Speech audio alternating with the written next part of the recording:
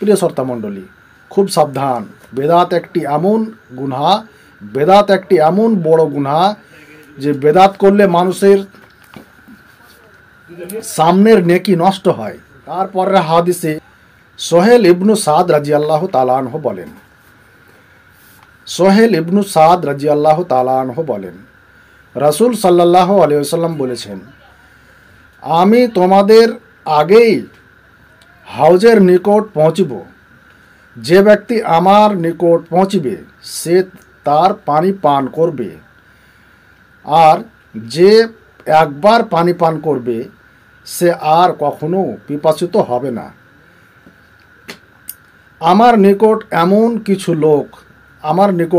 কিছু লোক আসবে, সে হাউজে কাউসারের পানি পান করব বলে রাসূল সাল্লাল্লাহু আলাইহি ওয়াসাল্লাম বলেন, আমার নিকট কিছু লোক আমার উম্মতেরা আসবে এবং আমি তাদের চিনতে পারবো এবং তারাও আমাকে চিনতে পারবে। হঠাৎ তাদের মধ্যে তাদের রাস্তায় একটি আড়াল করে দেওয়া হবে, আল্লাহর পক্ষ থেকে একটি আড়াল করে দেওয়া হবে। তখন আমি তাদেরকে বলবো, এগুলি তো আমার উম্মত, সে আমার নিকট আসতে তাদেরকে বাধা দেওয়া হচ্ছে কেন?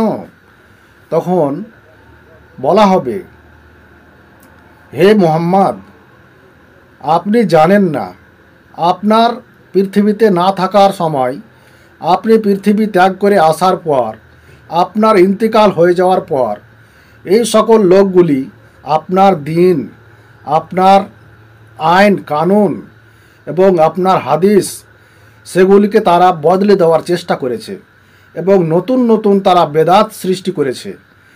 তাই তারা আজ এই হাউজে কাউসারের পানি পান করতে পারবে না।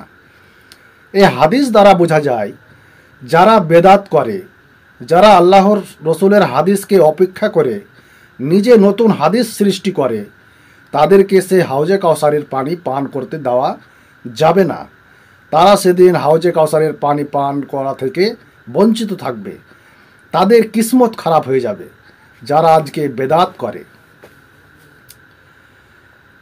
হাদিস বুখারী এবং মুসলিম, হাদিস নম্বর 5334।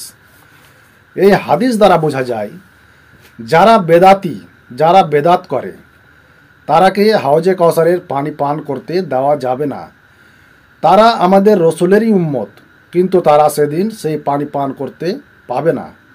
তাদের সামনে একটি আড়াল করে দেওয়া হবে এবং বলা হবে, হে মুহাম্মদ, আপনি জানেন না, আপনার পৃথিবী থেকে আসার পর এরা আপনার হাদিসকে পরিবর্তন করার চেষ্টা করেছে এবং নতুন নতুন আইন কানুন ঢুকে দেওয়ার চেষ্টা করেছে এবং আল্লাহর সাথে নাফরমানি করেছে।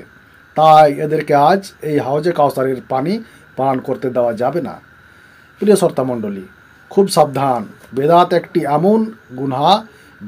একটি এমন বড় গুনাহ যে বেদাত করলে মানুষের সামনের নেকি নষ্ট হয়।